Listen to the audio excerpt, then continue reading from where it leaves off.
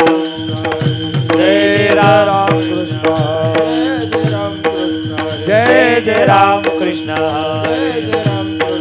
जय जय राम कृष्ण हरे जय जय राम कृष्ण हरे जय जय राम कृष्ण हरे जय जय राम कृष्ण हरे जय जय राम कृष्ण हरे जय जय राम कृष्ण जय जय राम कृष्ण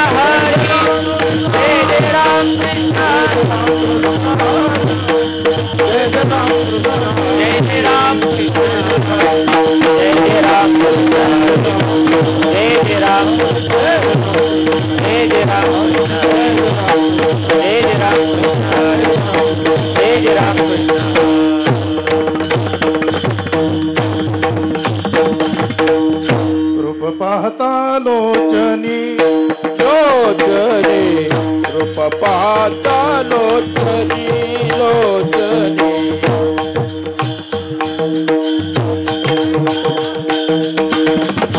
पाहता लोचनी पाहता लोचनी लोचनी रूप पाहता लोचनी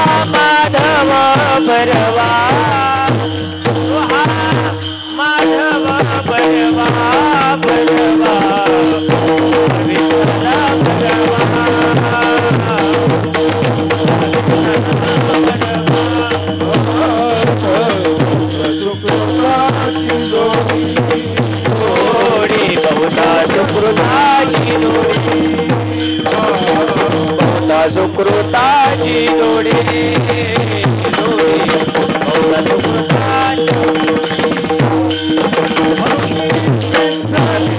आवडी मनोनी विठ्ठली आवडी आवडी तुहा विठ्ठल परवा परवा तुहा विठ्ठल परवा बोला मनोनी विठ्ठली आवडी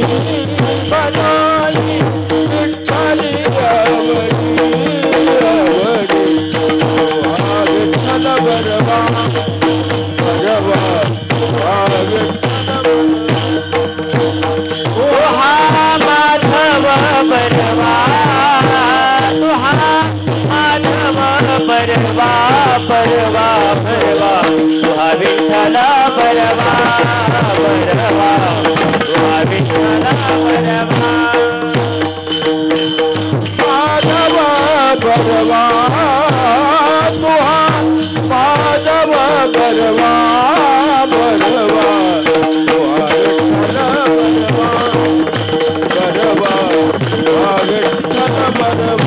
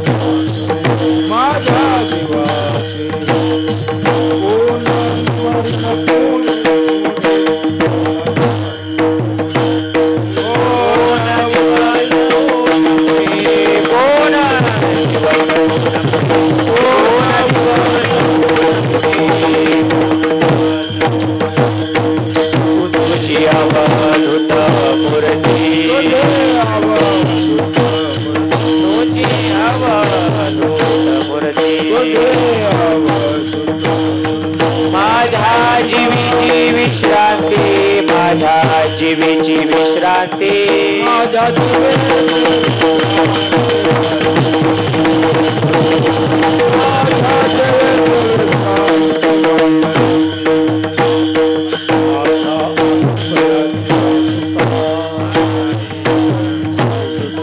माझ्या अनुदयाच्या सुता माझ्या अनुदयाच्या सुता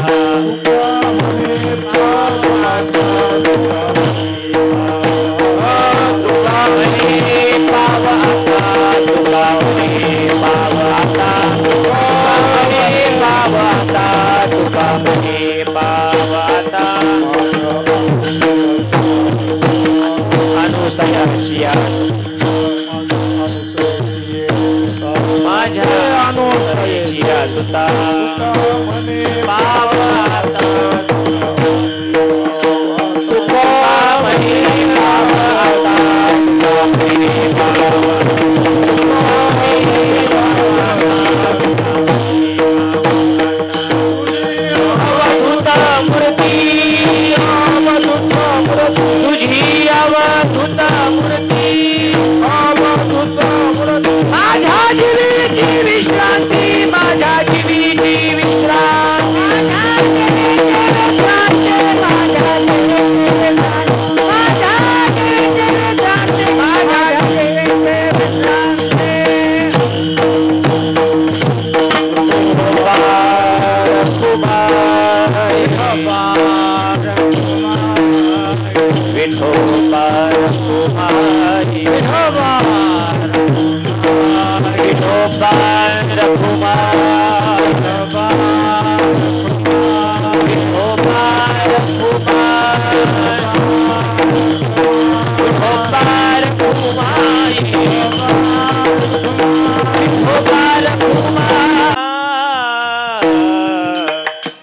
नमन माझे गुरु राया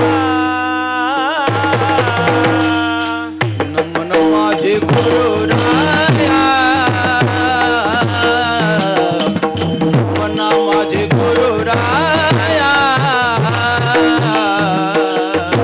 नमन माझे गुरु राया नमन माझे गुरु राया नमन माझे गुरु राया नमन माझे गुरु राया महाराजा दत्तात्रया महाराजा दत्तात्रया दत्तात्रया तुझी अवधूत मूर्ती तुझी अवधूत मूर्ती महाराज दत्तात्रया महाराज दत्तात्रया तुझी अवधूत मूर्ती तुझी अवधूत मूर्ती नमन माझे गुरु राया नमन माझे गुरु राया नमन माझे गुरु राय नमन माझे गुरु राय नमन माझे गुरु राया महाराजा दत्तात्रया महाराजा दत्तात्रया दत्तात्रया तुझी अवधूत मूर्ती तुझी अवधूत मूर्ती महाराज दत्तात्रया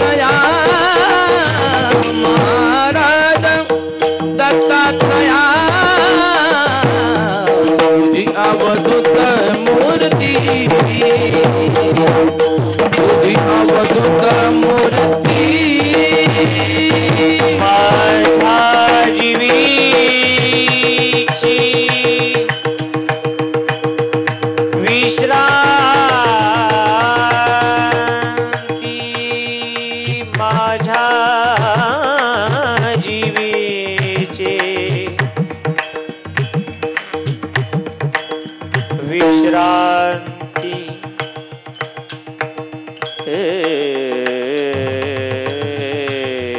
विश्रांती माझ्या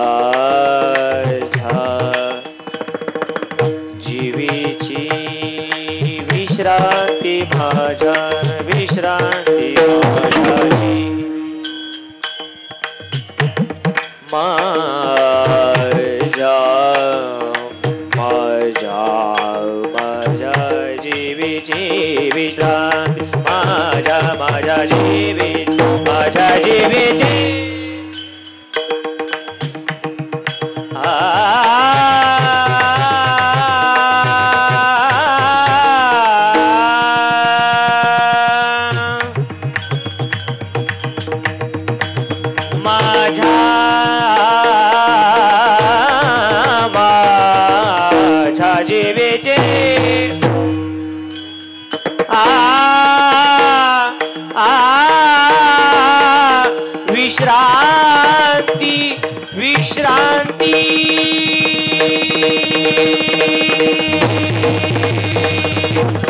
माझ्या जीवी माझ्या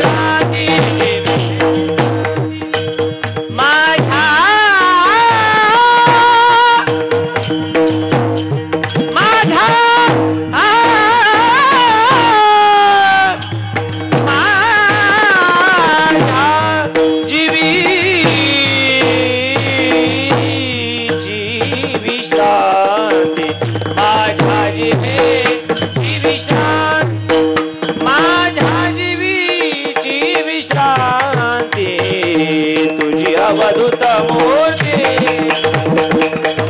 अवधूत मूर्ती माझ्या जीवीची विश्रांती माझ्या जीवीची विश्रांती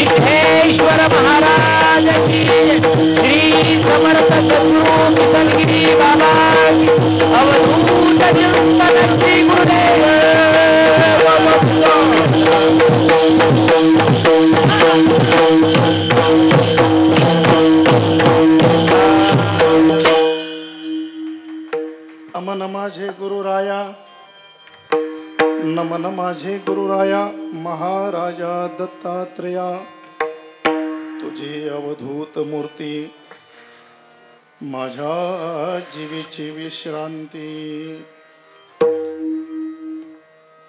माझ्या जीवाचे साकडे कोण निवारेल कोडे कोडे, तुझी अवधूत मूर्ती माझ्या जीवेची विश्रांती.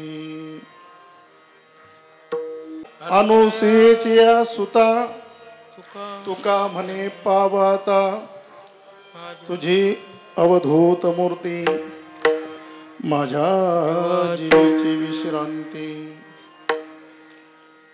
योऽन्त प्रविश्य मम वाचमिमां प्रसुप्तां हस्तचरण श्रवणत्वगादीन् प्राणान् नमो भगवते पुरुषाय तुभ्यं. पांडुरंगा करो प्रथम नमः, पांडुरंगा करो पांडुरंगा करो प्रथम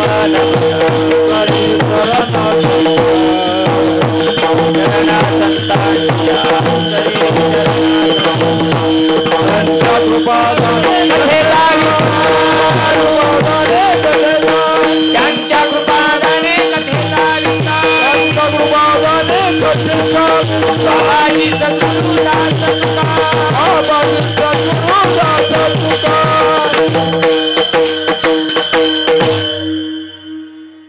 ज्ञानेशो भगवान विष्णु निवृत्तिर भगवान हरः सोपानो भगवान ब्रह्मा मुक्ताख्या ब्रह्मचित्कला जटाधरं पांडुरंगं स्थूलहस्तं दयानिधिं सर्वरोगहरं देवं दत्तात्रेय अहं भजे। गुरुर्ब्रह्मा गुरुर्विष्णु गुरुर्देवो महेश्वरः गुरुर्साक्षात् परब्रह्म तस्मै श्री गुरवे नमः। शबरीनामकुलोत्पन्नं मारुतिर्नाम यस्य पिता माता रायर्नाम यस्य तन्नमामि किसनगिरिम्। ओम नमो सद्गुरु जय जय ओम नमो सद्गुरु जय जय कृष्णगिरि बाबा। ओम नमो सद्गुरु जय जय कृष्णगिरि बाबा। ओम नमो सद्गुरु जय जय कृष्णगिरि बाबा। जय जय कृष्णगिरि बाबा। जय जय कृष्णगिरि बाबा। जय कृष्णगिरि बाबा। जय जय कृष्णगिरि बाबा। जय जय कृष्णगिरि बाबा। जय जय कृष्णगिरि बाबा। जय जय कृष्णगिरि बाबा। जय जय कृष्णगिरि बाबा। ओम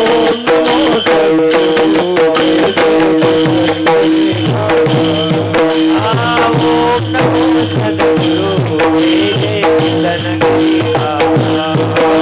ओम नमो सद्गुरु जय जय कृष्णगिरि बाबा। ओम नमो सद्गुरु जय जय कृष्णगिरि बाबा। जय जय कृष्णगिरि बाबा। जय जय कृष्णगिरि बाबा। जय जय कृष्णगिरि बाबा। जय जय कृष्णगिरि बाबा। जय जय कृष्णगिरि बाबा। जय जय कृष्णगिरि बाबा। कृष्णगिरि बाबा। जय जय कृष्णगिरि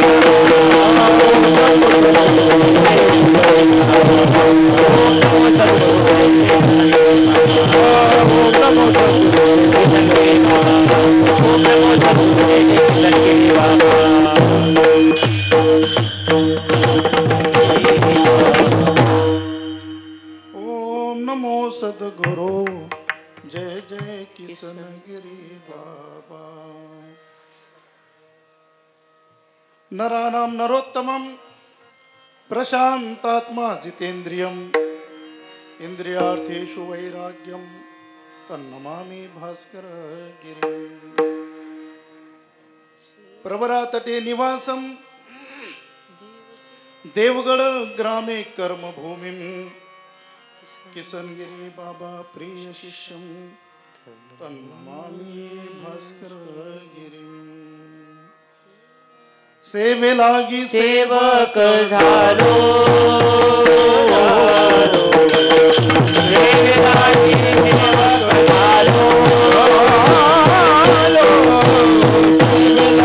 सेवक झालो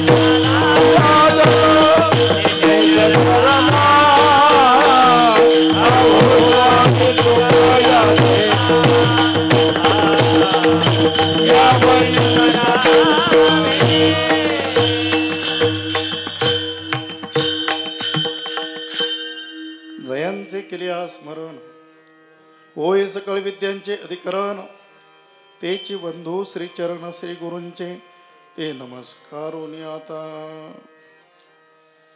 नमन माझे गुरुराया महाराजा दत्तात्रया तुझी अवधूत मूर्ती माझ्या जीवीची विश्रांती। श्री परम कृपालू परमात्मा कर्तुम अकर्तुम अन्यथा कर्तुम समर्थ जगदीश्वर समस्त वारकऱ्यांचं कुळदैवत आराध्य दैवत महायुगपीठस्थ पंढरीशी पांडुरंग परमात्मा प्रभूच्या पावन चरण कमलांना वंदन. दिगंबरम वक्त्र विकीर्ण केशम प्रभुपाद भगवान दत्तात्रय प्रभूंच्या पावन चरण कमलांना वंदन. परमतपोनिधी तेजोनिधी दत्त अवतारी बाल संन्यासी श्री समर्थ सद्गुरू किसनगिरी बाबांच्या पावन चरण कमलांना वंदन. प्रातस्मन्य सद्गुरुदेव भगवान सद्गुरूंच्या पावन चरण कमलांना वंदन. पवित्र पुण्य श्रीला अमृत वाहिनी प्रवरामाईला वंदन. देवगड भूमीला वंदन. गो मातेला वंदन. भारत मातेला वंदन. विठाला विठाला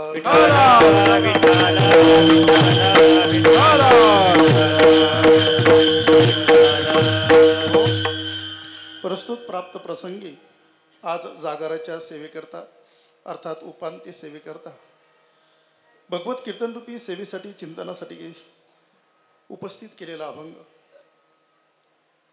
देहुनिवासी जीवनमुक्त साधू जीवनमुक्तीच्या विलक्षण आनंदामध्ये नित्य रममान असणारा महात्मा वैराग्य राग रसिक सकल संतभूषण महाराष्ट्रभूषण श्रीमंत श्री तुकोबरा यांचा 4 चरणांचा भगवान दत्तात्रय प्रभूंना नमन करत असताना प्रभू दत्तात्रयांकडे याचना करणारा अभंग चिंतना करता घेतला आहे. अभंग तसं जर पाहिलं तर गाथ्यामध्ये आपल्याला सापडत नाही, परंतु जेवढे काही वारकरी परंपरा आहे, फडकरी परंपरा आहे, अनेक वारकऱ्यांमध्ये भजनी मंडळामध्ये हा प्रचलित अभंग आहे आणि परंपरेनं भजनी मंडळ देखील गात आलेले. तसे तुकोबरायचे तर अभंग आपल्याकडे सर्वत्र सगळेच आपलं अभंग उपलब्ध नाही. आता संत चरण रज लागता सहज हाही अभंग गाथ्यामध्ये आपल्याला सापडत नाही, परंतु वारकरी मंडळी मोठ्या श्रद्धेनं प्रेमानं गाताना दिसतात. तद्वत आजचा जो हा अभंग आहे हा भजनी मंडळामध्ये प्रचलित अभंग आहे आणि जवळपास सर्वच भजनांच्या पाठातला अभंग आहे.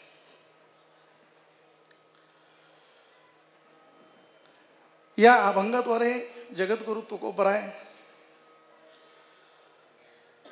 भगवान दत्तात्रय प्रभूंना नमन करतात आणि नमन करत असताना प्रभू दत्तात्रयांजवळ याचना करतात. याचना प्रार्थना अर्थात मागणी करतात.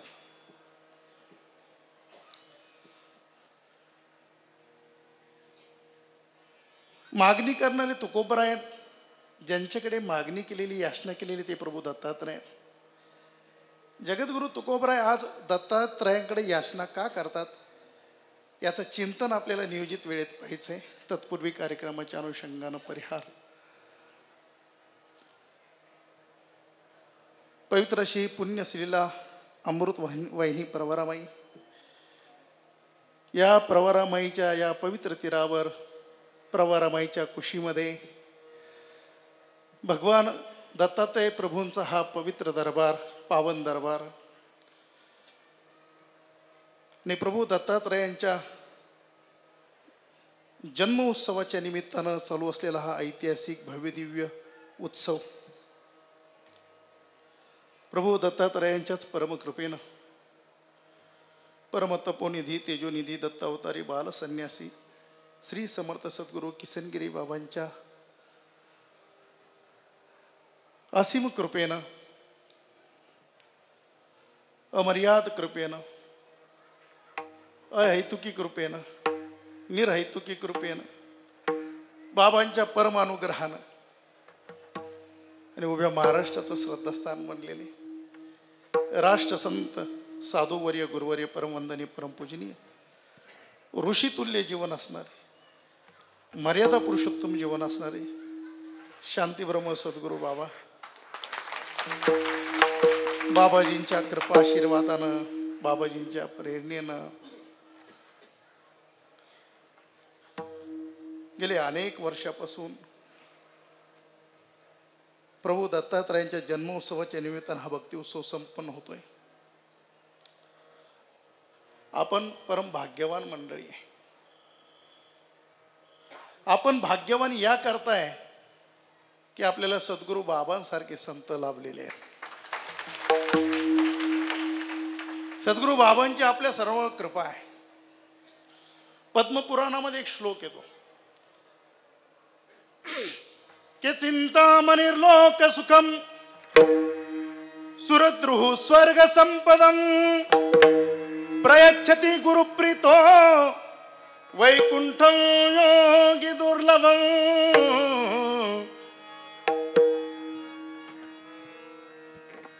जगामध्ये दोन पदार्थ आहे. एक आहे चिंतामणी आणि दुसरा आहे कल्पवृक्ष. आणि या दोन पदार्थाचं, या दोन वस्तूंचं वैशिष्ट्य असं आहे, जर एखाद्या मनुष्याला चिंतामणी प्राप्त झाला,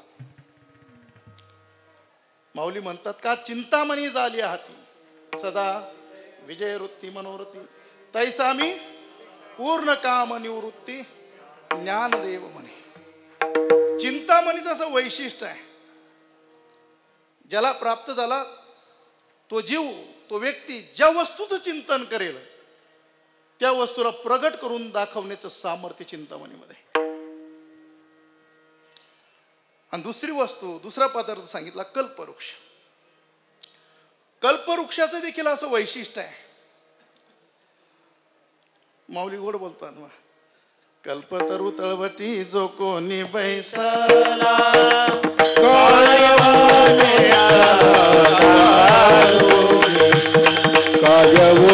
त्याला सांगा दोन्ही, कायवने त्याला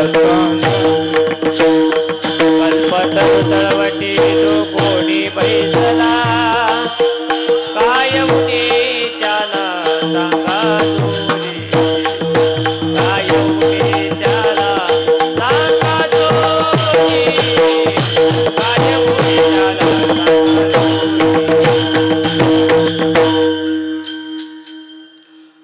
कल्पतरू तळवटी जो कोणी बैसला, काय उने त्याला अथवा वाने त्याला सांगा.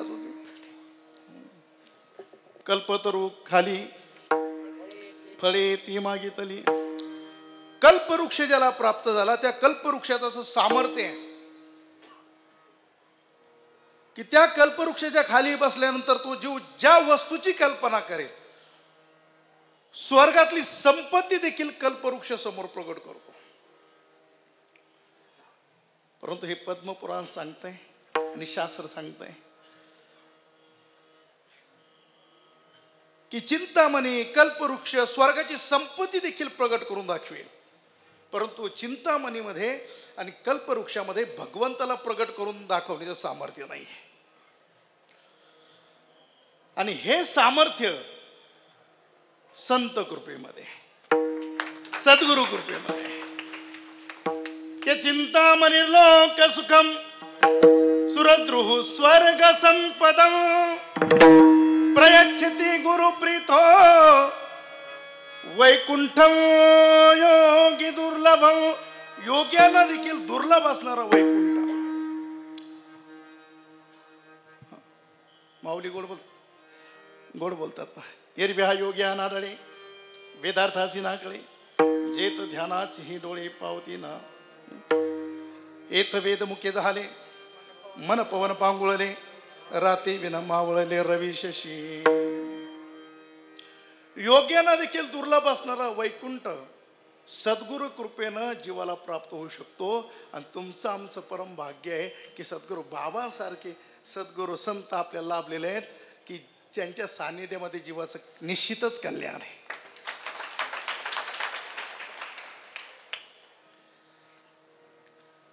संत नेमकं काय करतात बा, सद्गुरू नेमकं काय करतात?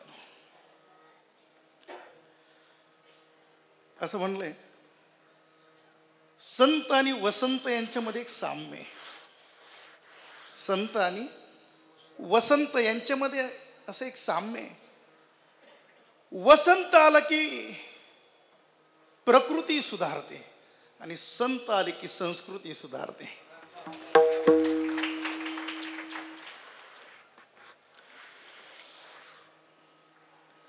अधपतनापासून ऊर्ध्वगतीकडे घेऊन जाणारा मार्ग म्हणजे परमार्थ आहे.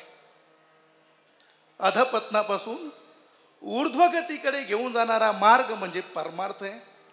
अहितापासून हिताकडे घेऊन जाणारा मार्ग म्हणजे शास्त्र आहे.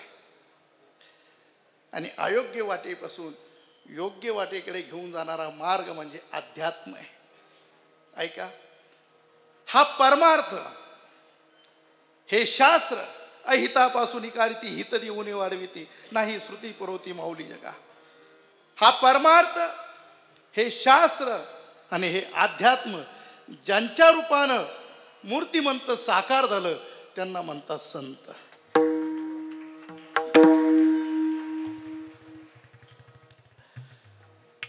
आणि सद्गुरु बाबांची कृपा प्रत्येक भक्तावर अखंड होत आहे. त्याचाच हा सारा प्रत्यय आहे. आज प्रभू दत्तात्रयांचा जन्मोत्सव सोहळा भव्य दिव्य स्वरूपामध्ये, ओजस्वी तेजस्वी स्वरूपामध्ये, अलौकिक स्वरूपामध्ये संपन्न झाला. हा जन्मोत्सव ज्या वेळेला चालू होता, माझ्या शेजारी पूजनीय वंदनीय प्रेममूर्ती महंत कैलासगिरी बाबा बसलेले होते. बाबाकडे मी पाहिलं, कैलासगिरी बाबाच्या डोळ्यात पाणी होतं. बाबाने विचारलं कसा झाला सोहळा. कैलासगिरी बाबा म्हणे, बाबाने हा जन्मोत्सव सोहळा असा केला की स्वर्गाचं सुख सुद्धा फिकं वाटायला लागलं म्हणे.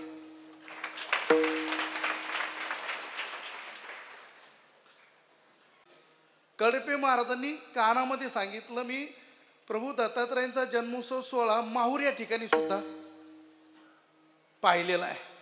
बरोबर आहे ना? पण ते म्हणतात असा नाही झाला म्हणे. मी त्यांना सांगितलं, हा जो सोहळा असा संपन्न होतो ना, ही केवळ आणि केवळ सद्गुरु बाबांची लीला आहे. गुरुची अगाधली, गुरुची अगाधली, गुरुची अगाधली, किती सांगू मी तुम्हाला, तुम्हाला गुरुची अगाधली, गुरुची अगाधली,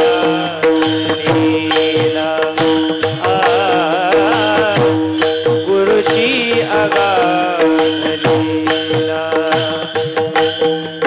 किती सांगू मी तुम्हाला, तुम्हाला गुरुची अगाधली. जगती कसे जगावे, गुरु सांगती अचूक, जगण्यात मानसाती होऊ नये तू. मग गोड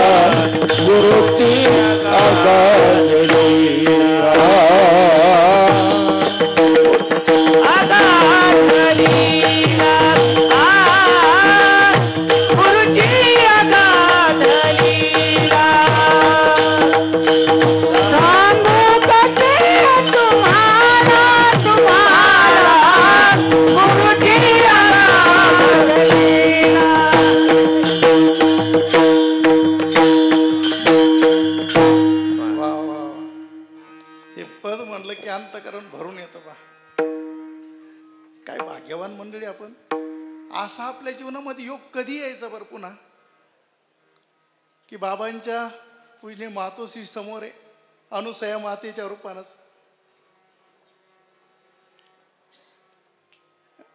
आणि समोर प्रभू दत्तात्रय आहेत. देवासमोर देवाचा जन्मोत्सव होतोय आणि त्याचे आपण साक्षीदार. परवा वारकरी भूषण असणे उमेश महाराजांनी काय कौतुक केलं. आईकडे पाहिलं ना, खरोखरच अनुसया मातेचं स्मरण होत आहे.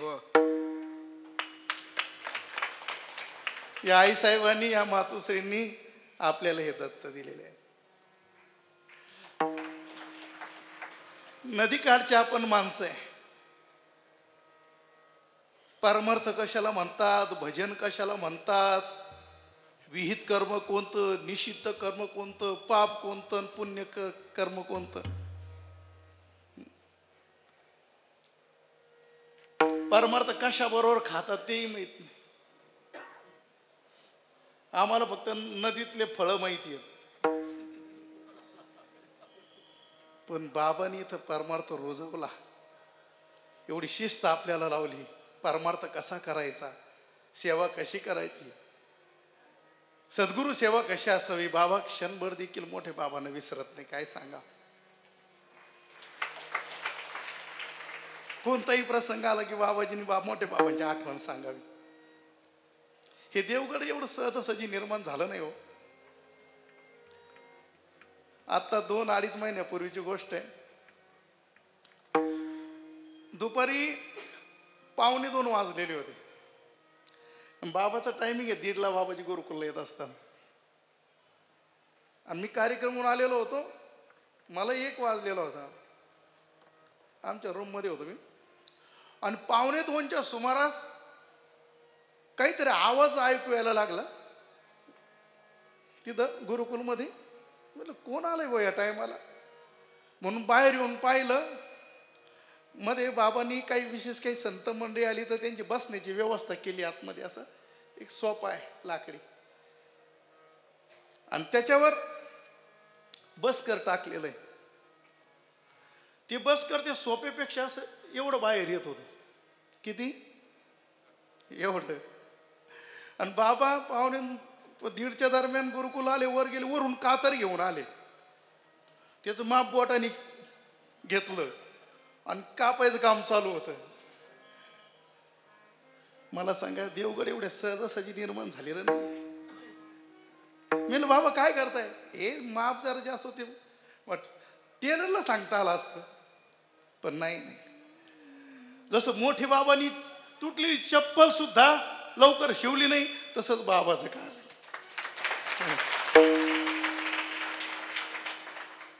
प्रवास जादा, धावपळ जादा. सगळे भक्त मंडळी आम्ही नवीनच आलेलो होतो. बाबा आपल्याला गाडी बदलावं लागेल, ती गाडी कामावर आलेली आहे. नाहीच 6 महिने झटली मंडळी. बाबा आपली बोलीवरच घेऊन जाणार.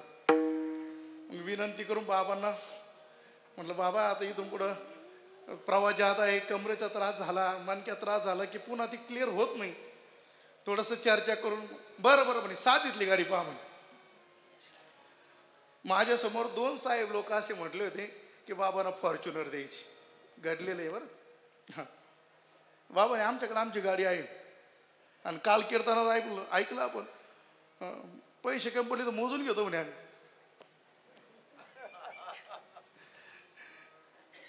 बरं, गाडी घेतल्यानंतर सुद्धा बाबा बोलेरोवर जादा प्रेम करतात.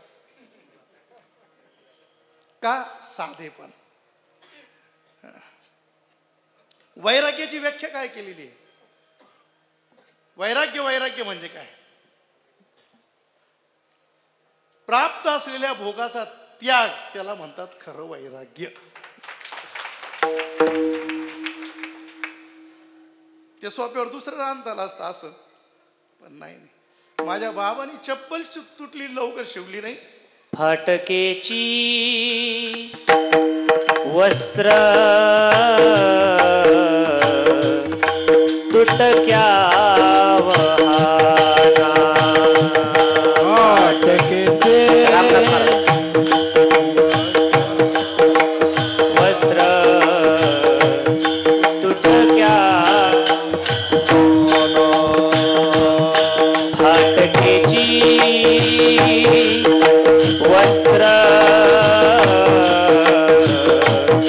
तुटक्या वाहना आठुके वस्त्रा तुटक्या वाहना हिंडत शेराना परब्रह्मा हिंडत शेराना परब्रह्मा हिंडत शेराना परब्रह्म हिंडत शेराना परब्रह्म हिंडत शेराना परब्रह्मा हिंडत शेराना परब्रह्मा असोनिया ब्रह्मा राखी जागाई असोनिया ब्रह्मा राखी जागाई गाई असोनिया ब्रह्मा राखी जागाई आसुनिया ब्रह्मा राखी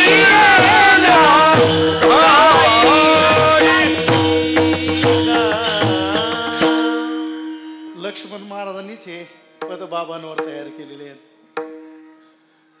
बर त्याच्यातून मला एक संदेश मिळाला बाबाच्या या क्रियेतून की तू सुद्धा असंच राहा.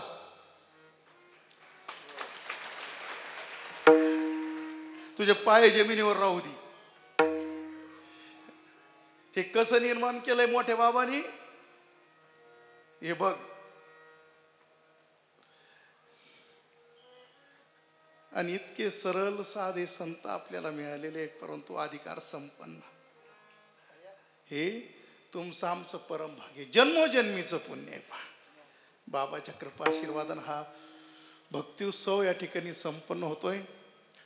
या भक्ती उत्सवाच्या निमित्तानं राज्यभरातून लाखो भाविक भक्त देवगडला प्रभू दत्तात्रयांच्या आणि सद्गुरू बाबाच्या दर्शनाला येतात. आज लाखो भाविकांच्या उपस्थितीमध्ये हा अलौकिक स्वरूपामध्ये भक्ती उत्सव हा जन्मोत्सव सोहळा पार पडलेला आहे. देवगड भक्ती परिवार लाखोच्या संख्येने उपस्थित होता आणि बाबांवर या संस्थांवर नितांत प्रेम करणारी सर्व संत मंडळी आवर्जून उपस्थित होते. रोज या भक्ती उत्सवाच्या निमित्तानं अनेक संत मंडळी येत आहेत. या भक्ती उत्सवामध्ये हजेरी लावून जातात. आवर्जून यांची उपस्थिती आहे. आमचे पूजनीय पिताश्री या ठिकाणी आई पण आलेले आहे. सर्व वंदनीय संत मंडळी, वंदनीय आमचे गणपत महाराज असतील, वंदनीय रामनाथ बाबा पवार असतील, वंदनीय चावरे महाराज असतील, वंदनीय लक्ष्मण महाराज, वंदनीय आमचे अमोल महाराज, वंदनीय राम महाराज, वंदनीय मिस्त्री, वंदनीय ससे महाराज, विनेकरी, आपण सर्वच संत मंडळी, वंदनीय कडपे महाराज असतील, मनोहर बाबा या ठिकाणी उपस्थित आहे, बाजीराव नाना आहेत. सर्वांचा नामोल्लेख करणं शक्य नाही. वंदनीय आमचे शिंदे महाराज, केशव महाराज शिंदे. देवगड संतांचे विनेकरीचे एक वैशिष्ट्य सांगतो तुम्हाला. देवगड संतांचे जे विनेकरी ते ससे महाराज. ससे महाराजांचं शिक्षण BSc कंप्लीट आहे, फिजिक्स.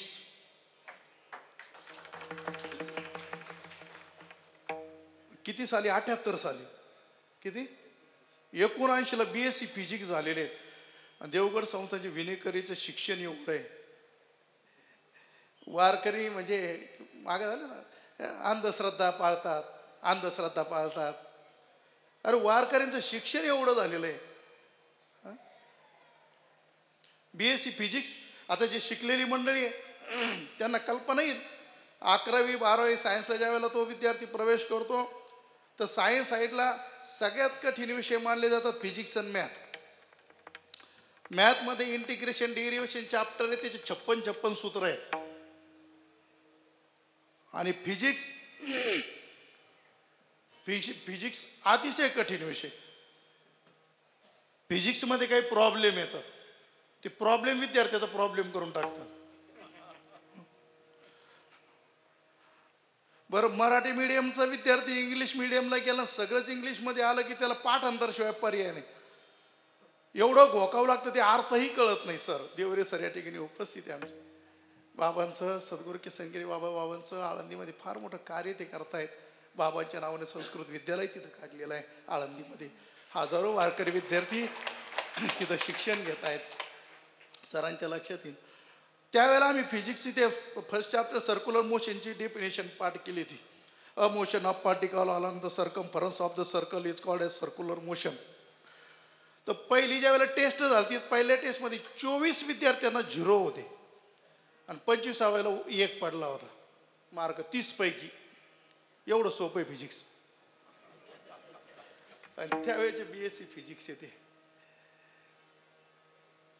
वारकरी मंडळी धोतरत असली म्हणजे ती अडाणी नाही, शिकलेली आहे, सुशिक्षित आहे, खऱ्या अर्थानं सुशिक्षित आहे. नाही तर काही म्हणून घेते स्वतःला सुशिक्षित आणि देवाच्या दर्शनात सुद्धा हापचड्डीवर येते. आश्चर्य वाटेल तुम्हाला. 55 वर्षाचा माणूस मंदिरामध्ये दर्शनाला शॉर्ट पॅन्ट होती आणि नेमकंच फिरायला जायची वेळ झाली ती माझी. मी पाहिलं, म्हणलं हो भाऊ, हाफ पॅन्ट तुम्ही मंदिरात निघाला दर्शनाला, तुम्हाला पडतं का? लहानपणची तुमची हाफचड्डी घालण्याची हौस झालेली दिसत नाही. यांना सुशिक्षित म्हणायचं का? खरे सुशिक्षित आमचे वारकरी मंडळी. विठाला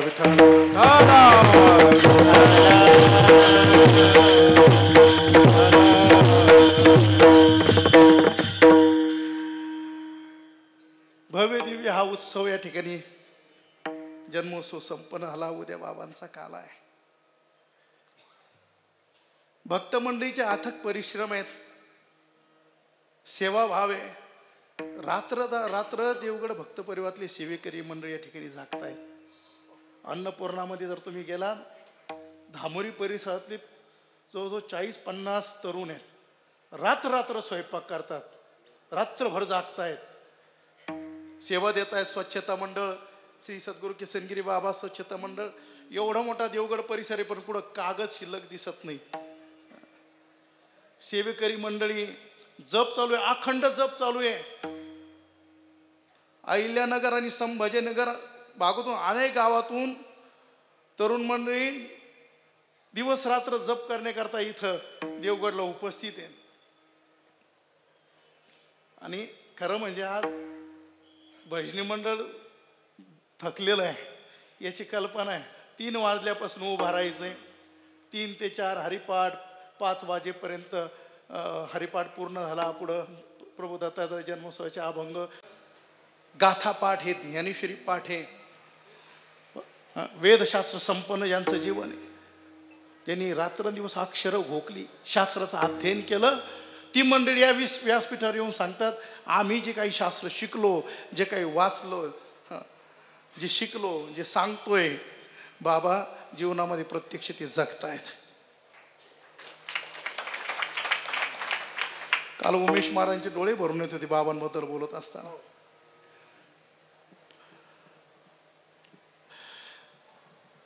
मोठ्या आनंदामध्ये, प्रसन्न वातावरणामध्ये हा भक्ती उत्सव जवळपास संपन्न झालेला आहे.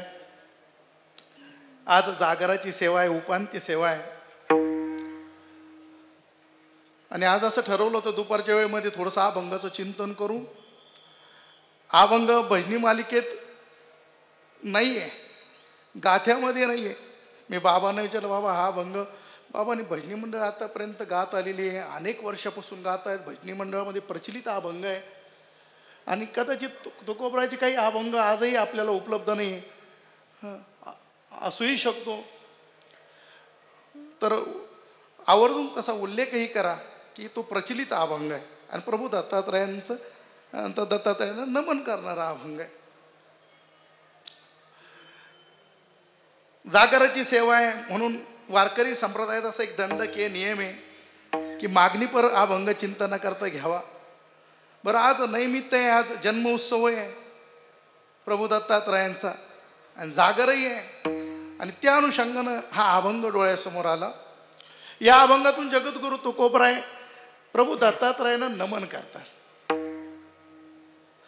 नमन करणारे प्रभू जगद्गुरु तुकोबराय, ज्यांना नमन करतायत ते प्रभू दत्तात्रय. वास्तविक पाहता तुकोबराय दत्तात्रयाला नमन करतात हे तुकोबरायच्या भक्तीशी व्याघातच आहे. कारण तुकोबराय म्हणतात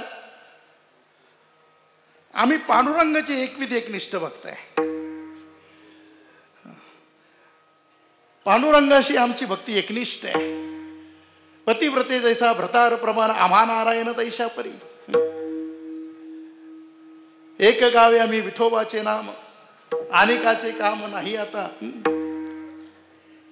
एक धरिला चित्ती आम्ही रखुमाईचा पती अनेकाची स्तुती आम्हा ब्रह्महत्या. एका पांडुरंग वाचोनिया, एका पांडुरंग वाचोनिया, एका पांडुरंग अनेकांची स्तुती आम्हा ब्रह्महत्या, अनेकांची स्तुती आम्हा ब्रह्महत्या. एका पांडुरंग वाचोनिया, एका पांडुरंग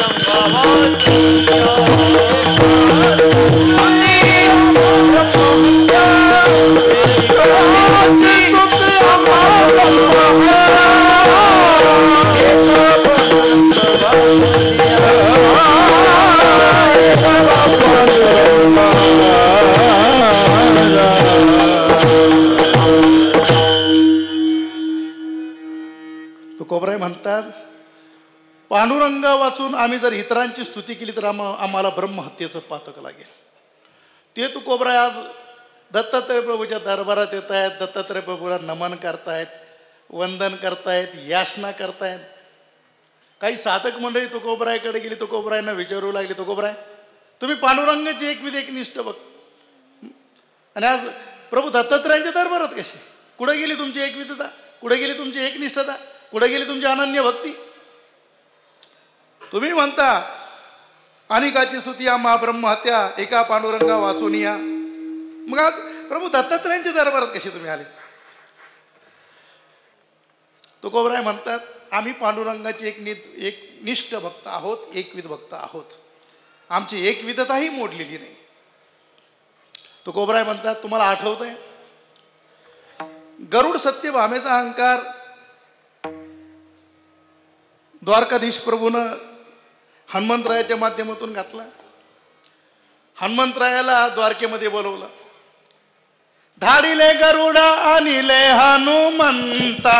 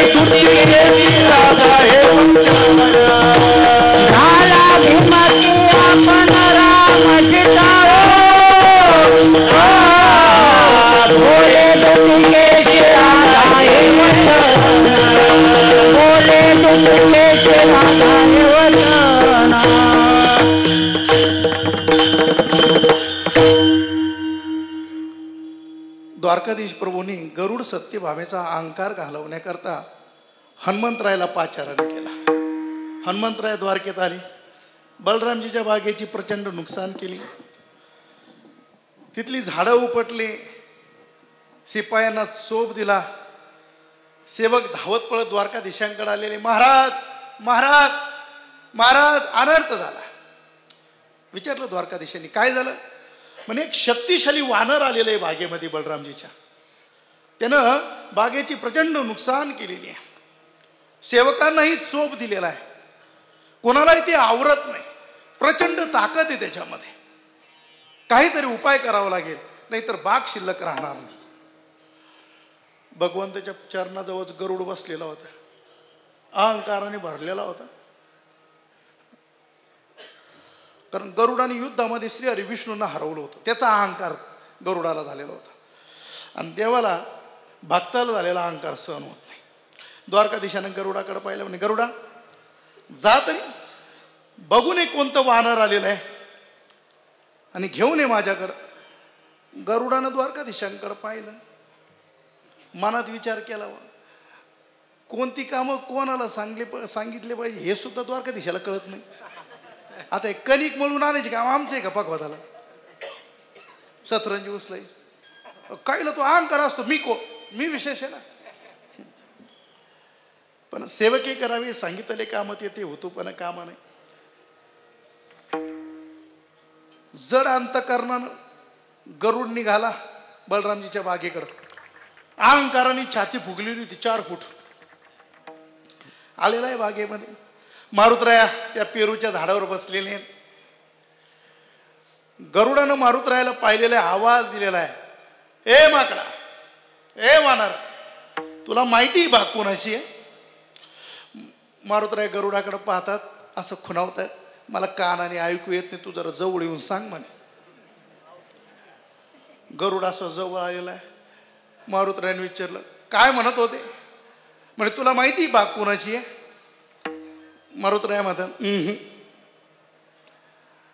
गरुड म्हणतो, अरे ही बलरामजीची बाग आहे आणि या बागेची तू एवढी नुकसान केली. बलरामाचं नाव ऐकल्यावर मारुतरायाने एक गरुडाच्या मुस्कडात दिली. गरुड तिथून उडाला, द्वारकाधीशाच्या चरणावर येऊन पडला. नाका तोंडातून रक्त यायला लागला. गरुडने द्वारकाधीशाकडे पाहिलं, म्हणे देवा इथं सांगायचं ना गरुडा तुला जरा जादा झालंय म्हणून. द्वारकाधीश म्हणतात, गरुडा काने सोनारांनीच टोचावे लागते.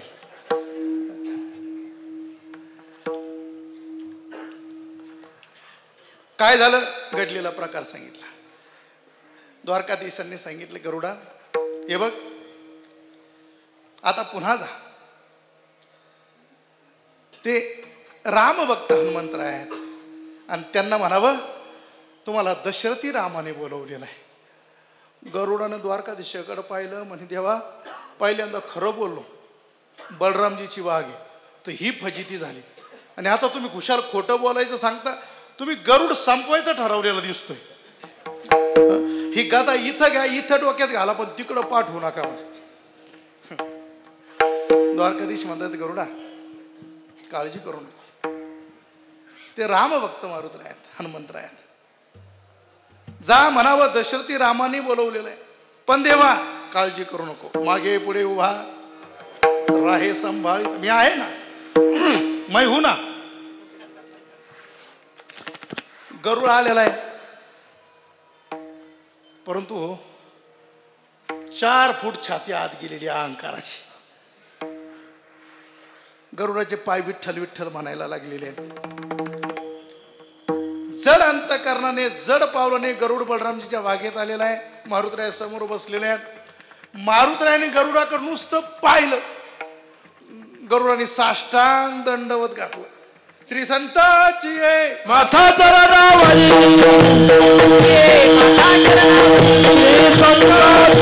माथा चरणावरी,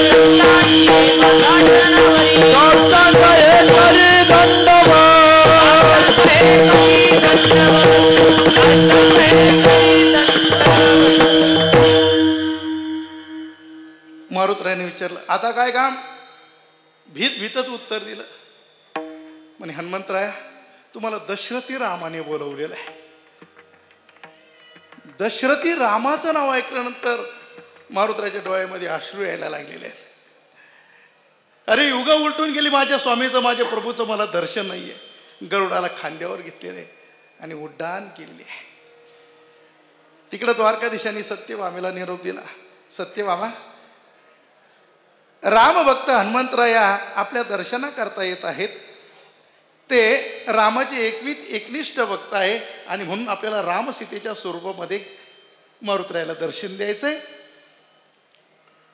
तुम्ही सीता बनून या. सत्यभामेला निरोप मिळाला. सत्यभामेनं लग्नाची साडी काढली. बरं, अलंकाराची कमीच नव्हती. सत्यभामेचे वडील सत्राजित राजा सूर्य भगवंतांनी प्रसन्न होऊन त्यांना एक मणी दिला होता, सेमंतक नावाचा. रोज 8 भार सोनं देत होता. 8 भार सोन्याची माहेरी कमी नव्हती आणि द्वारका सोन्याचीच होती. सत्यभामा सोन्यानी मडली, पण सीता मातेला काय सत्यभामेनं पाहिलेलं नव्हतं.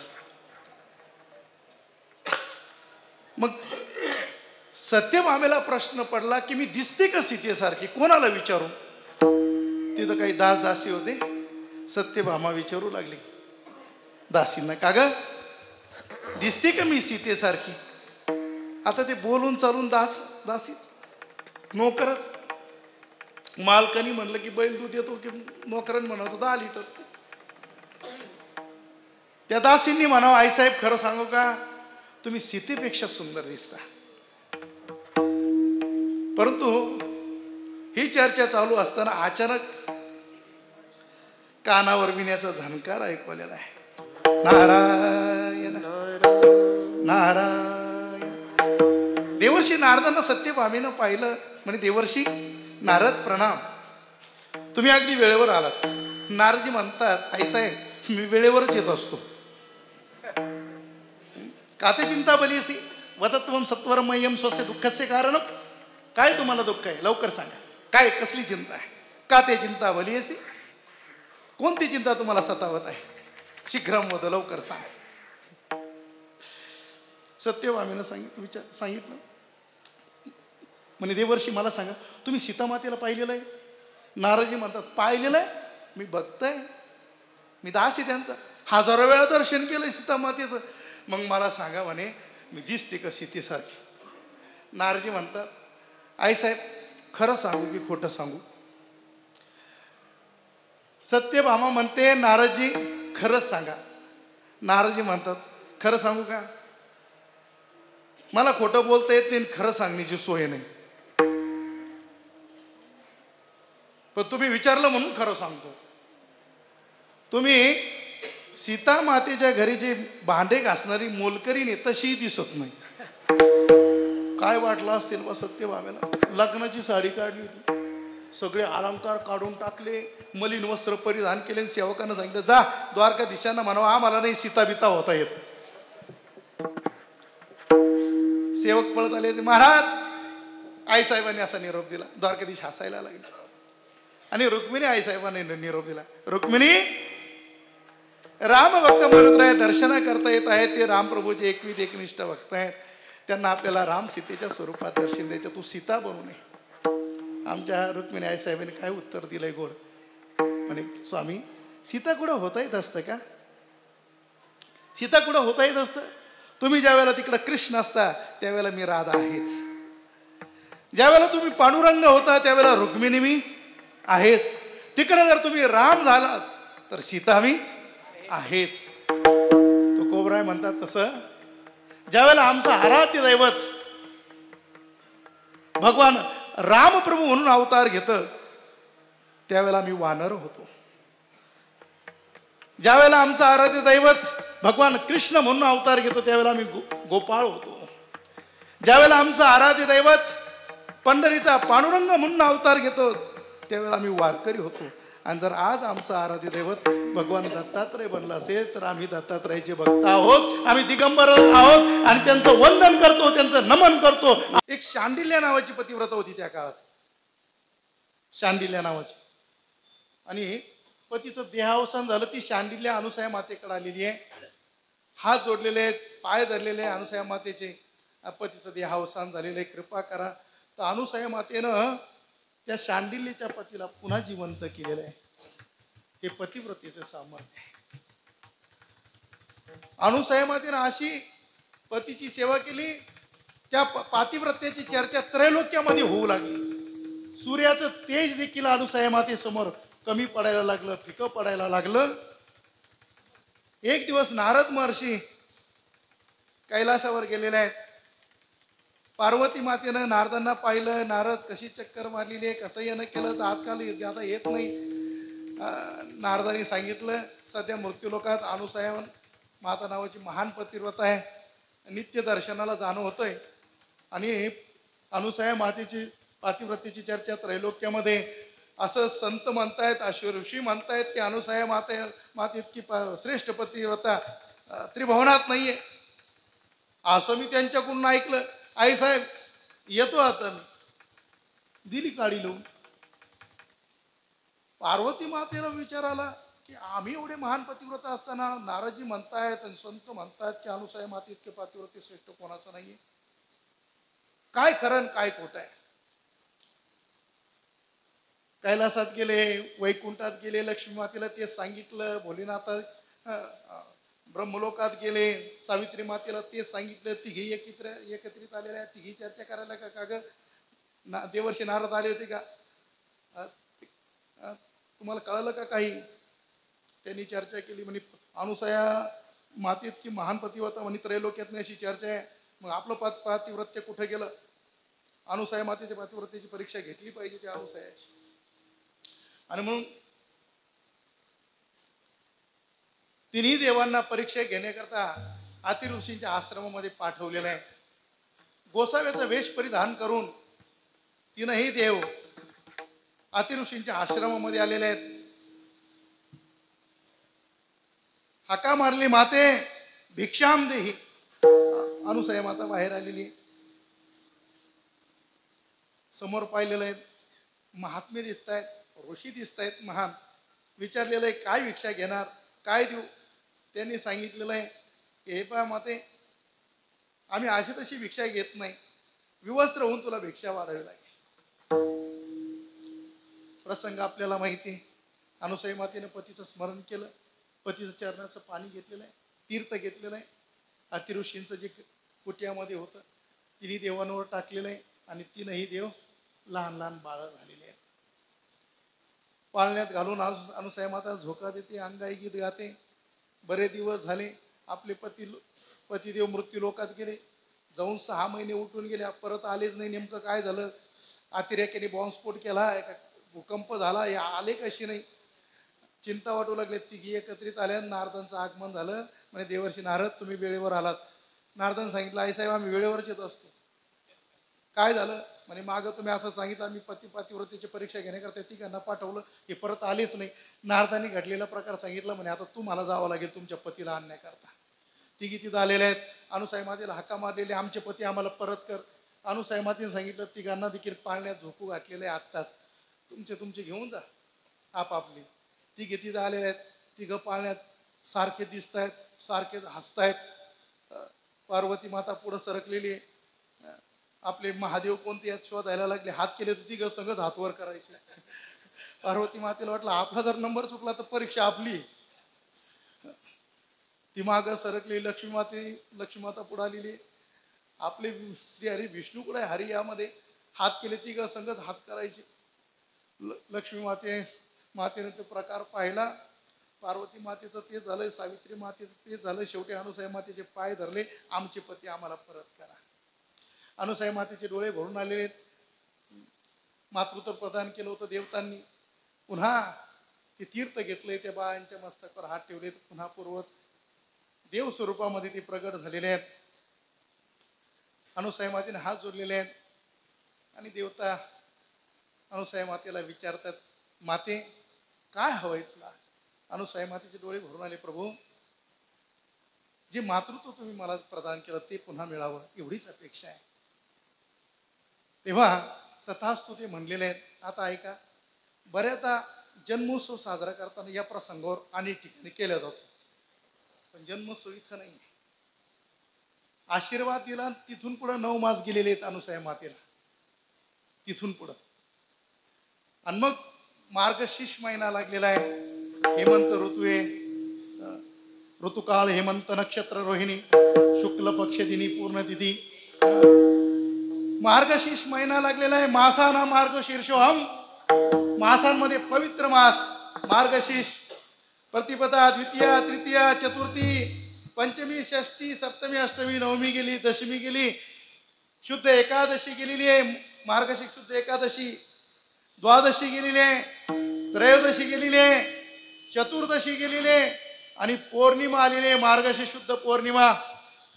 रोहिणी नक्षत्र आहे, सायंकाळची वेळ आहे सूर्यास्ताची आणि भगवान दत्तात्रय प्रभू अनुसया मातेच्या समोर प्रगट झालेले आहे. एका जनार्दनी पूर्ण अवतार, निर्गुण निराकार आकार रे, निर्गुण निराकार. एका जनार्दनी अवतार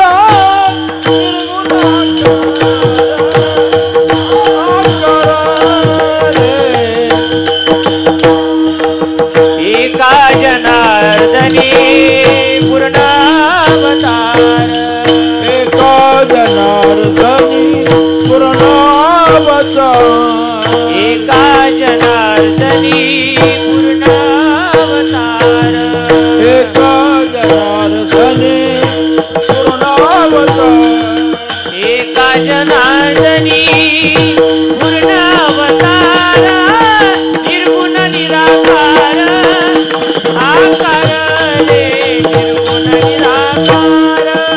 एका जनार्दनी पूर्ण अवतार, निर्गुण निराकार आकार रे.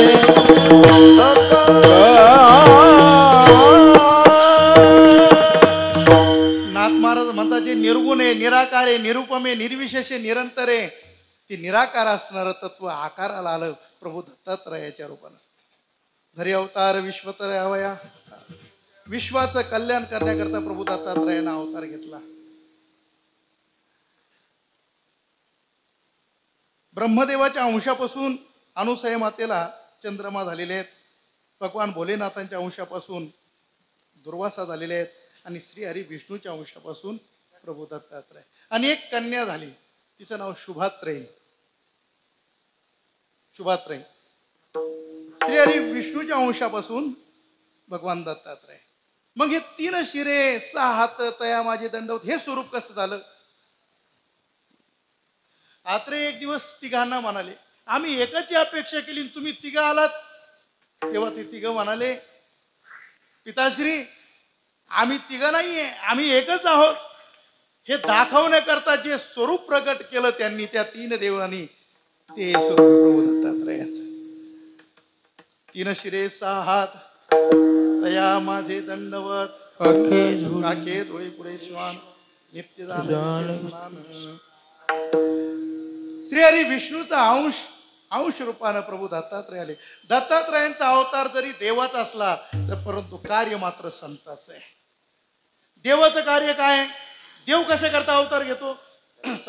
बाबांनी मगाशी आशीर्वाद देताना फार सुंदर सांगितलं, यदा यदा हि धर्मस्य ग्लानिर्भवति भारत अभ्युत्थानाम धर्मस्य तदात्मानं सृजाम्यहं परित्राणाय साधूनां विनाशाय च दुष्कृतां धर्म संस्थापनार्थाय संभवामि युगे युगे. धर्मावर संकट आल्यानंतर धर्माची स्थापना करण्याकरता, साधूचं रक्षण करणे, भक्ता राखे पायासी दुर्जनाशी संहारी, याकरता भगवान अवतार घेतात. पहा गोस्वामी तुळशीदासजी म्हणतात ना, जब जब होए धर्म की आरी, पारे असुर अधमर अधमारी. राम सिया राम सिया राम सिया राम, राम सिया राम सिया राम सिया राम. मंगल भवन अमंगल द्रवहु शुभ शरथ अजिर बिहारी.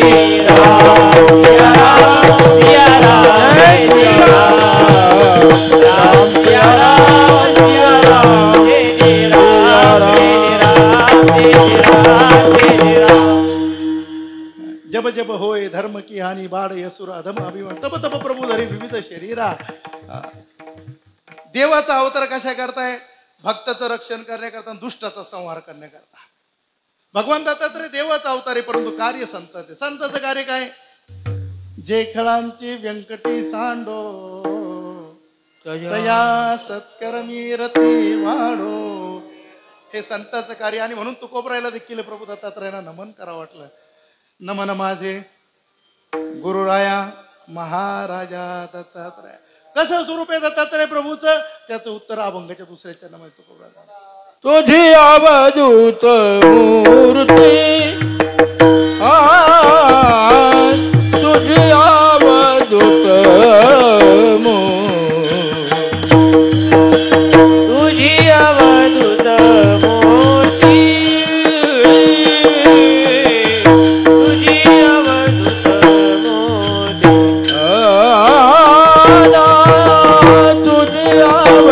मूर्ती तुझी अवधूत मूर्ती तुझी अवधूत तुझी अवधूत मूर्ती तुझी अवधूत मूर्ती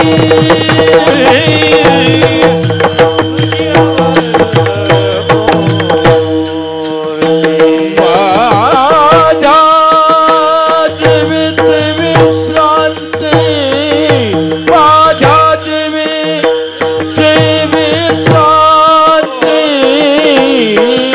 तुझी अवधूत मूर्ती तुझी अवधूत माझ्या जीवीची विश्रांती माझ्या जीवीची विश्रांती तुझी अवधूत मूर्ती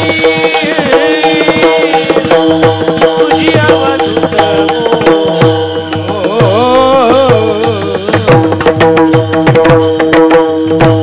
महाराष्ट्रातील नामवंत शिवशाहीर तथा कीर्तनकार आमचे आदरणीय हरिभक्तीपरायण कल्याणजी महाराज काळे. सद्गुरू बाबांचा पोवाडा भक्तांच्या हृदयापर्यंत पोहोचवला पाहिजे. आणि काय आवाजाची देण दिलेली आहे. त्यांच्याकरता एकदा जोरदार टाळ्या. आपल्याला रात्री त्यांच्या सुमधुर वाणीतून बाबांचा पोवाडा चरित्र पोवाडा श्रवण करायचा आहे. तुकोबराय म्हणतात, हे प्रभू तुझी अवधूत मूर्ती माझ्या जीवीची विश्रांती. तुमचं अवधूत स्वरूप आहे. अवधूत हा पंथ आहे, अवधूत ही दीक्षा आहे, अवधूत ही अवस्था आहे. अवधूत शब्दाचा अर्थ शास्त्रामध्ये सांगितला. एकेका शब्दाचा अर्थ सांगितला परंतु वेळ होऊन गेलेली आहे. अवधूत म्हणजे काय? आशापाश विनिर्मुक्त आदि मध्यांत निर्मला आनंदे वर्तते नित्यम अकारम तस्य लक्षणम. ज्यांचे आशापाश विरहित जीवन झालेलं आहे. गेले आशापाश. आशा ही जीवाच्या दुःखाला कारणीभूत आहे. आशापाश विनिर्मुक्त आशा ही परममुक्तम. ज्यांचे आशापाश निवृत्त झालेले आहेत, विनिर्मुक्त झालेले आहेत. वासना वर्जितमेन वक्तव्यंच निरामय वर्तमानोपि वर्तते वकाराम तस्य लक्षणम. वासना यांची समूळ जळून गेलेली आहे. वासना वर्जित ज्यांचं जीवन झालेलं आहे त्यांना अवधूत म्हणतात. आशारहित ज्यांचं जीवन झालेलं आहे त्यांना अवधूत म्हणतात. धू शब्दाचा अर्थ सांगितला. धुली धूसर गात्राने धूत चित्तो निरामय धारणा ध्यान कृतो येन दकारम तस्य लक्षणम. जे नेहमी योगामध्ये ध्यानामध्ये मग्न असतात, ज्यांचं चित्त निर्मळ झालेलं आहे. माऊलींनी गोड वर्णन केलं ना. पहिलं मेरूच्या शिखरी एक योगी निराकारी मुद्रा लावून खेचरी प्राणायामे बैठला. ध्यानामध्ये निमग्न ज्यांची अवस्था आहे त्यांना अवधूत म्हणतात. आणि तो शब्दाचा अर्थ सांगितला. तम अहंकार निर्मुक्त तत्वचिंता चिंता चेष्टा विवर्जित ज्यांची चिंता हरपलेली आहे आणि तत्वचिंतनामध्ये जे निमग्न असतात त्यांना अवधूत म्हणतात. असं अवधूत स्वरूप भगवान दत्तात्रयांचं आहे. तुकोबराय म्हणतात तुझी अवधूत मूर्ती माझ्या जीवीची विश्रांती. तुमचं हे स्वरूप आमच्या जीवाला विश्रांती देणार आहे, म्हणजे सुख देणार आहे. तुकोबराय म्हणतात, पण हे प्रभू, हे दत्तात्रया, एक माझ्या जीवीचं साकडं आहे. काय साकडं आहे? म्हणजे तुकोबराय म्हणतात, माझ्या जीवीचे साकडे कोण निवारील कोडे कोडे. कोण निवारण करील हे कोड? कोणतं कोड आहे? कोड हे जन्म मरणाचं आहे, जीवाच्या पाठीमागं लागलेला. कोड कशाला म्हणतात?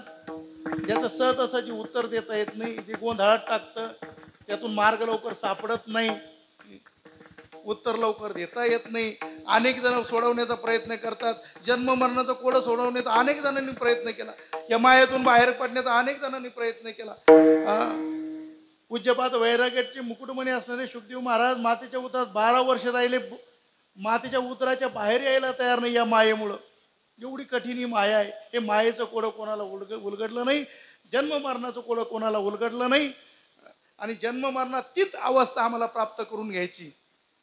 आणि म्हणून हे आमचं कोडं कोण निवारण करेल? तुकोबराय म्हणतात, माझ्या जीवीचे साकडे कोण निवारील कोडे कोडे.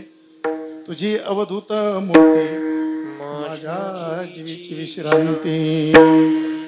आणि शेवटच्या चरणामध्ये तुकोबराय भगवान दत्तात्रय प्रभूला याचना करतात, प्रार्थना करतायत. अत्रि अनुसयेच्या सुता, अत्रि अनुसयेच्या सुता,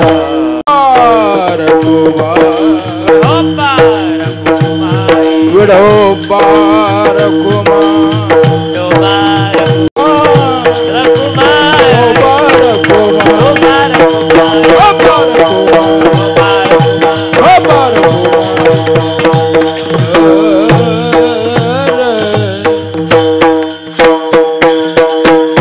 अत्रि अनुसयाचे सुता, तुका म्हणे पावता, तुझी अवधूत मूर्ती माझ्या जीवीची विश्रांती. तुकोबराय म्हणतात, हे अनुसया मातेचे सुता, की तुम्ही प्रसन्न व्हा. पाव म्हणजे प्रसन्न व्हा. आणि माझं हे जे कोड आहे, हे कोड तुम्ही सोडवा. या जन्म मरणाच्या कोड्यातून मला मोकळं करा. तुमचं जीवन जसं आशापाश्रयित आहे, तसं अवधूत स्वरूप आहे. वासना वर्जित तुमचं जीवन झालेलं आहे. आणि ध्यानामध्ये तुम्ही जसं निमग्न असता, आम्हालाही आमच्या पांडुरंगाचं ध्यान करायचंय, चिंतन करायचंय. हे आमचं कोडं तुम्ही सोडवा आणि त्याकरता तुम्ही प्रसन्न व्हा. अभंगाचा भावार्थ आणि पहिल्या चरणावर थोडं विस्तारपूर्वक बोललो. खरं सांगायचं म्हणजे या अभंगावर चिंतन मी खूप शोधत होतो. कुठंतरी संदर्भ मिळेल कसा अभंग सोडवायचा. भजनी मालिका, कीर्तन मालिका जुन्या पाहिल्या, कुठं सापडानाच. मोबाईल पाहिला, म्हणलं कोणी कीर्तनकारांनी एखाद्याने जर घेतला असेल तर आपल्याला बाबा समोर 2 शब्द बोलायचे अभंगावर, तर नेमकं कसा येताचा संदर्भ ते तर कळायला पाहिजे. कुठंच सापडलं नाही. आणि जो अभंग सापडला त्याची सुरुवात शेवट माझ्या अनुसयाचे सुता. आणि परंपरेनं जो आहे, बाबांनी सांगितलं मग अत्रि अनुसयाचे सुता. म्हणलं आता बाबा जशी बुद्धी देतील तसं आपण अभंगाचा विचार मांडू, चिंतन करू. आणि एवढं सुंदर चिंतन करून आलो, तुम्हाला सांगतो. इथे येऊन उभं राहिलो, बाबा समोर बसलेले पाहिलं, पोटात गोळाच आले होता. काय होतं ते कळतच नाही. बाहेर कितकं मोकळं कीर्तन करता येत, पण बाबा समोर बसलेलं जे शब्द जे वाक्य आपल्याला जसं म्हणायचं तसं सुद्धा म्हणता येत नाही.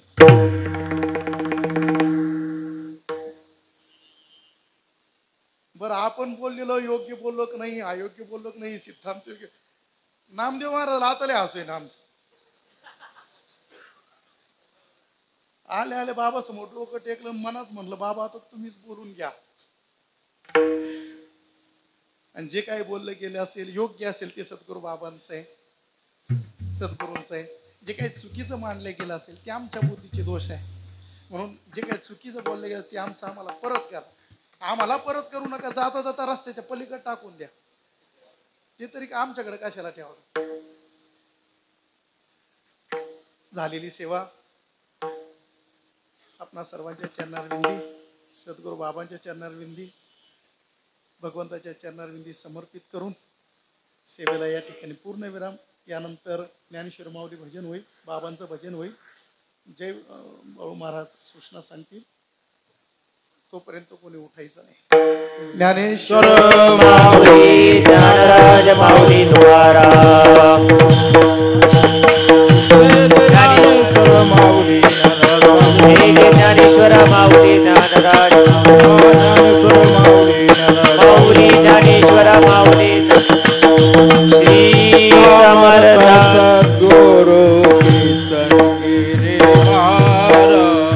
श्री समर्थ सद्गुरु किसनगिरी महाराज, श्री समर्थ सद्गुरु किसनगिरी महाराज, श्री समर्थ सद्गुरु किसनगिरी महाराज, श्री समर्थ सद्गुरु किसनगिरी महाराज, श्री समर्थ सद्गुरु किसनगिरी महाराज, श्री समर्थ सद्गुरु किसनगिरी महाराज, श्री समर्थ सद्गुरु किसनगिरी महाराज, श्री समर्थ सद्गुरु किसनगिरी महाराज, श्री समर्थ सद्गुरु किसनगिरी महाराज, श्री समर्थ सद्गुरु किसनगिरी महाराज, श्री समर्थ सद्गुरु किसनगिरी महाराज, श्री समर्थ सद्गुरु किसनगिरी महाराज. बोला बोला बोला. समर्थ सद्गुरु किसनगिरी महाराज, श्री समर्थ सद्गुरु किसनगिरी महाराज, श्री समर्थ सद्गुरु किसनगिरी महाराज, श्री समर्थ सद्गुरु किसनगिरी महाराज, श्री समर्थ सद्गुरु